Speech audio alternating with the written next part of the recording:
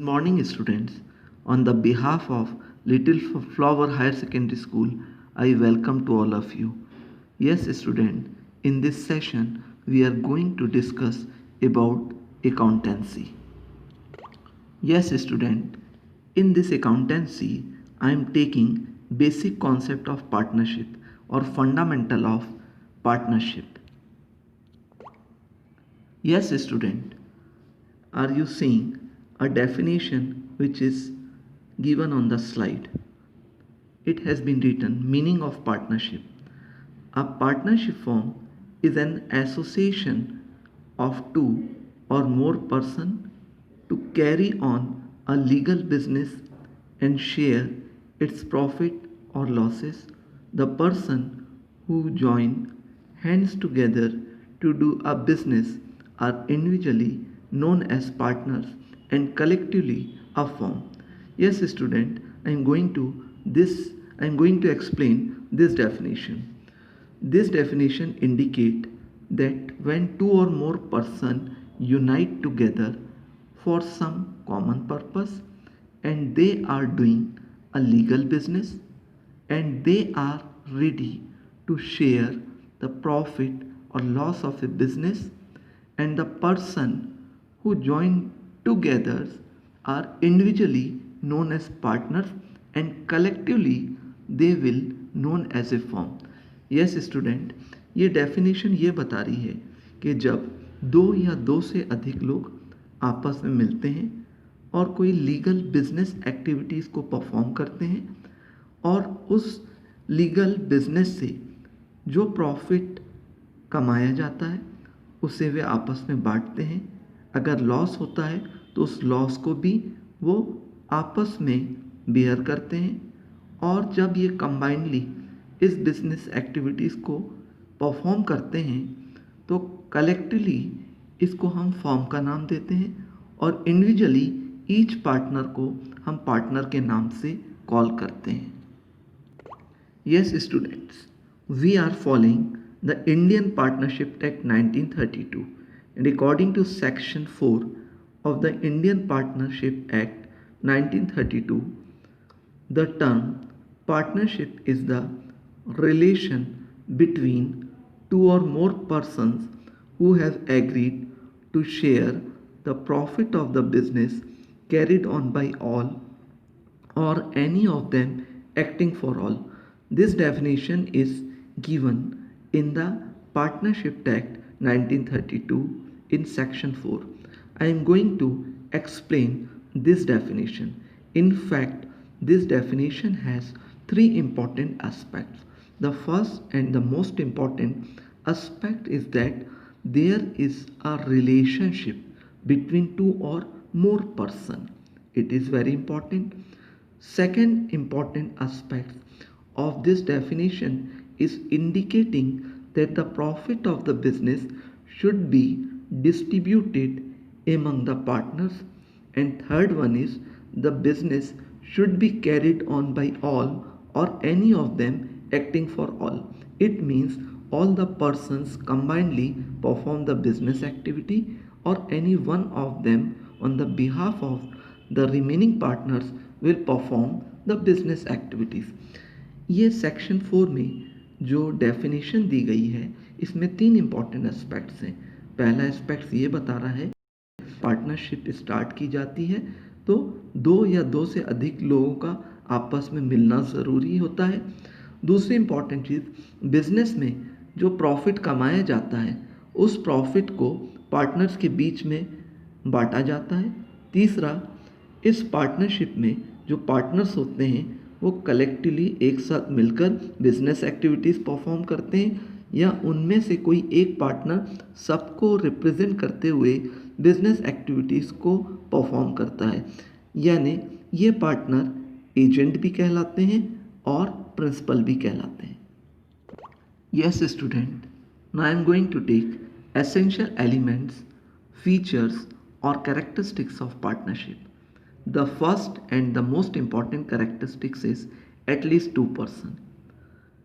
इसका मतलब ये है कि किसी भी पार्टनरशिप फॉर्म के लिए कम से कम दो पर्सन होने चाहिए।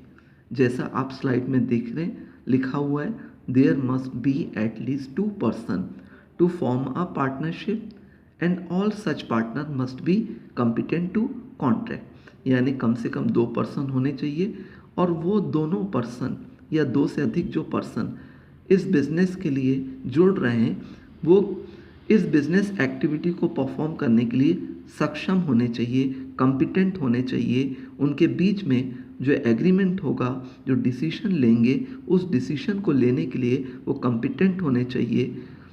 नेक्स्ट इम्पॉर्टेंट चीज़ यहाँ पर ये है कि मिनिमम 2 और मैक्सिमम जो पार्टनर्स की लिमिट बताई गई है वो 50। ये पार्टनरशिप एक्ट 1932 में कहीं भी मिनिमम 2 और मैक्सिमम 50 के बारे में नहीं लिखा गया है। अक्सर एग्जामिनेशन में इससे रिलेटेड क्वेश्चन पूछा जाता है कि जब पार्टनरशिप एक्ट 1932 में मिनिमम और मैक्सिमम मेंबर्स की लिमिट नहीं बताई गई है तो ये कहाँ से पता चलती है। तो इसका बिल्कुल आसान सा सवाल है कि ये मिनिमम और maximum limit Indian company act 1956 ने बताई है कि किसी भी पार्टनरशिप के बिजनेस में मिनिमम 2 और मैक्सिमम 50 पार्टनर्स होने चाहिए।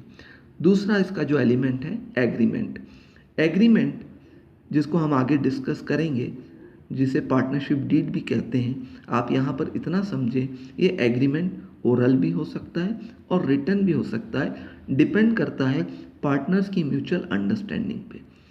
नेक्स्ट इम्पॉर्टेंट फीचर्स है इसका लीगल बिजनेस, यानी पार्टनर्स के द्वारा वही बिजनेस किया जाएगा जिसे लॉ के द्वारा परमिट किया गया है। कोई भी ऐसा बिजनेस जो इलीगल है, अगर वो पार्टनरशिप को करते हैं तो ऐसे बिजनेस को इलीगल डिक्लेयर कर दिया जाएगा और वो पार्टनरशिप के दायरे में नहीं होगी। और जैसा आप जानते हैं कि बिजनेस एक्टिविटीज़ में सभी पार्टनर्स लीगली तौर पर ज्वाइन करने चाहिए। नेक्स्ट फीचर्स है profit sharing.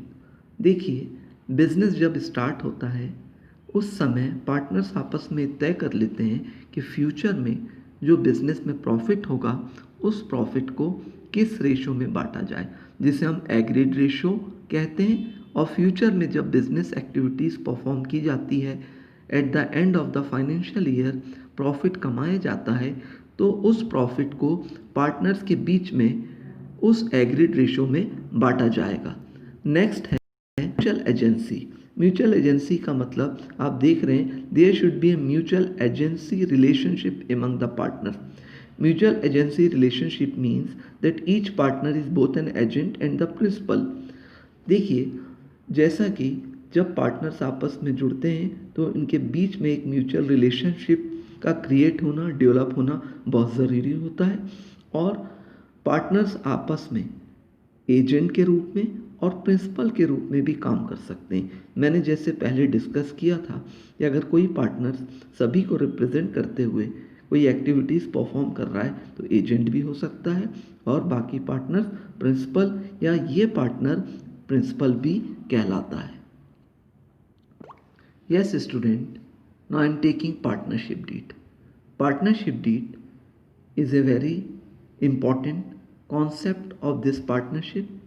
Partnership means it is a written agreement among the partners in which all the detailed information of a business as well as partner should be mentioned.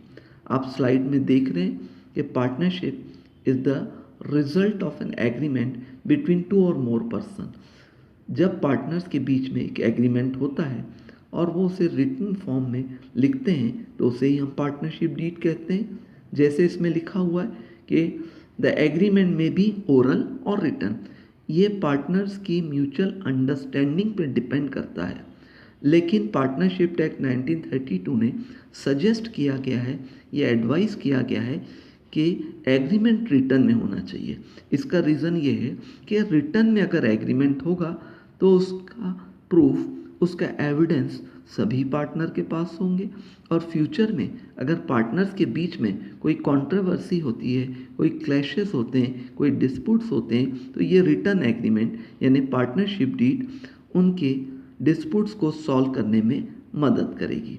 तो इसलिए suggest किया गया है। आगे देखिए क्या लिखा हुआ है, a document containing the terms of partnership as agreed by the partner is called partnership deed और आर्टिकल ऑफ पार्टनरशिप। यानी पार्टनरशिप डीड को हम आर्टिकल ऑफ पार्टनरशिप भी कहते हैं और इसका सिंपल लफ्ज़ों में यही मायने हैं कि पार्टनर्स के बीच में बिजनेस से रिलेटेड जो भी चीज़ें तय होती है उसको एक रिटन फॉर्म में प्रेजेंट किया जाता है और उसकी हर एक कॉपी पार्टनर्स के पास होती है, जिसे हम पार्टनरशिप डीड कहते हैं। Yes, students, now we can see the contents of partnership deed.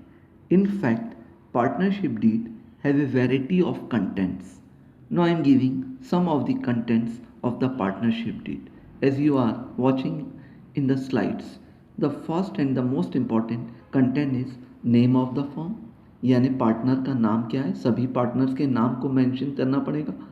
Partners के नाम, उनके एड्रेस क्या है, कौन सा बिजनेस करने जा रहे हैं वो, नेचर ऑफ बिजनेस, बिजनेस का प्लेस कहाँ होगा, हेड ऑफिस कहाँ है, ब्रांचेस कहाँ होगी, बिजनेस कौन सी तारीख में स्टार्ट किया जा रहा है, बिजनेस का ड्यूरेशन क्या है, अगर पर्टिकुलर टाइम के लिए बिजनेस किया जा रहा है तो पार्टनर्स के द्वारा इस बिजनेस में कितनी कैपिटल कंट्रीब्यूट की जा रही है, यानी हर एक पार्टनर बिजनेस में कितना इन्वेस्ट कर रहा है।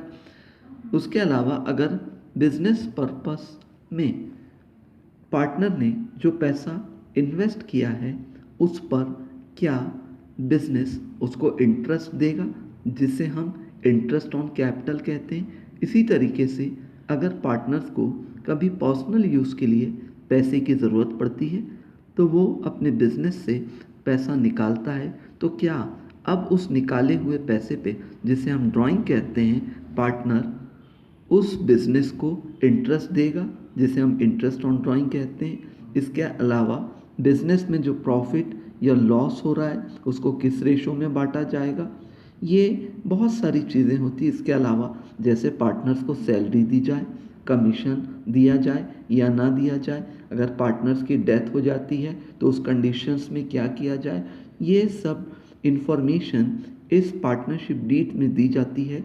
और पार्टनरशिप डीड जब बन जाती है तो पार्टनर्स के लिए as a proof, as a evidence काम करती है और फ्यूचर में उनके स्मूथ वे में बिजनेस को रन करने में मदद करती है। इसलिए पार्टनरशिप एक्ट 1932 में रजिस्ट्रेशन कराना कंपलसरी तो नहीं है, लेकिन आपको सजेस्ट किया गया है, क्योंकि अगर आप रजिस्ट्रेशन कराने जाएंगे तो पार्टनरशिप डीड भी होगी, और जब पार्टनरशिप डीड आपके पास होगी तो अगर पार्टनर्स के बीच में कोई कंट्रोवर्सी या क्लैशेस होंगे तो ये पार्टनरशिप डीड उसे सॉल्व करने में मदद करेगी। यस स्टूडेंट, इस स्लाइड में अब हम देखने जा रहे हैं कि कौन व्यक्ति पार्टनर बन सकता है और कौन व्यक्ति पार्टनर नहीं बन सकता। आप सेकंड पॉइंट देखिए, who can not be a partner.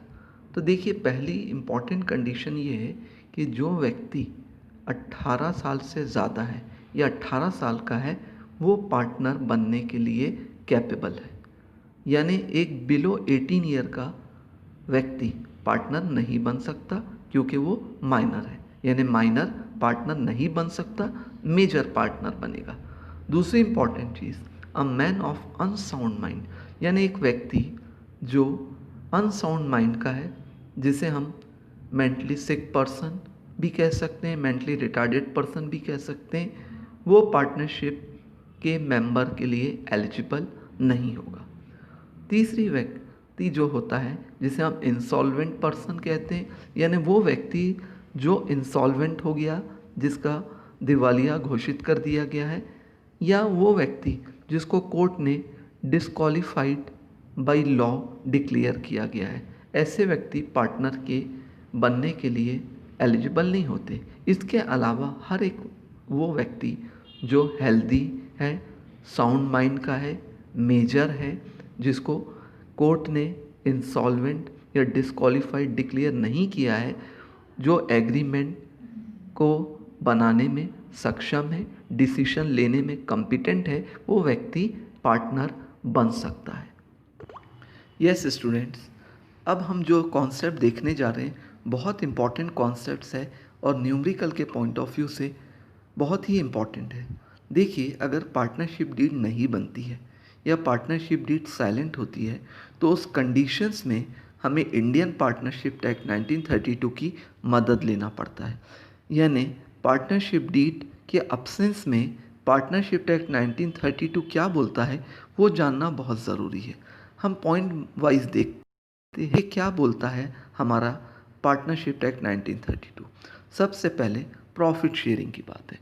अगर आपने पार्टनरशिप डीड बनाई है तो उसमें ऑलरेडी मेंशन है कि बिजनेस में प्रॉफिट जो कमाया गया है वो पार्टनर्स के बीच में किस रेशो में किस परसेंटेज में बांटा जाएगा। लेकिन अगर पार्टनरशिप डीड नहीं है या उस पार्टनरशिप डीड में ये प्रॉफिट शेयरिंग का क्लॉज साइलेंट है तो उस कंडीशन में हमें किसकी मदद लेना पड़ेगी? पार्टनरशिप एक्ट 1932 की। और पार्टनरशिप एक्ट 1932 बोलता है कि बिजनेस में जो भी प्रॉफिट कमाया जाए वो सभी पार्टनर्स के बीच में इक्वली बांट दिया जाना चाहिए। किस पार्टनर ने कितना पैसा लगाया है, कितनी मेहनत की है, ये मायने नहीं रखता। अगर किसी ने 10 लाख लगाया, किसी ने 1 लाख लगाया तो ये इट इज़ इमैटेरियल, ये कंसीडर नहीं करेंगे। बल्कि एक्ट क्लियर लफ्ज़ों में बोल रहा है कि बिजनेस में जो भी प्रॉफिट कमाया जाए सभी पार्टनर्स के बीच में इक्वल डिस्ट्रीब्यूट कर दिया जाए। दूसरी बात आती है इंटरेस्ट ऑन कैपिटल। जैसा कि आप जानते हैं कि बिजनेस में जब पार्टनर पैसा लगाता है, इन्वेस्ट करता है, तो उस पैसे पर बिजनेस पार्टनर्स को इंटरेस्ट दे या ना दे, अगर पार्टनरशिप डीड में इसे मेंशन किया गया है तो फिर हम पार्टनरशिप डीड को फॉलो करेंगे और पार्टनरशिप डीड जैसा बोलेगा, जितना इंटरेस्ट अलाउ करेगा हम उतना पार्टनर्स को इंटरेस्ट देंगे। लेकिन अगर पार्टनरशिप डीड नहीं है, साइलेंट है, तो उस कंडीशन में पार्टनरशिप एक्ट 1932 के पास जाना पड़ेगा, उसकी मदद लेना पड़ेगा। और पार्टनरशिप एक्ट 1932 बोलता है कि किसी भी पार्टनर्स को उसके इन्वेस्टमेंट पे यानी कैपिटल कंट्रीब्यूशन पर कोई भी इंटरेस्ट देने की आवश्यकता नहीं है, कोई ज़रूरत नहीं है।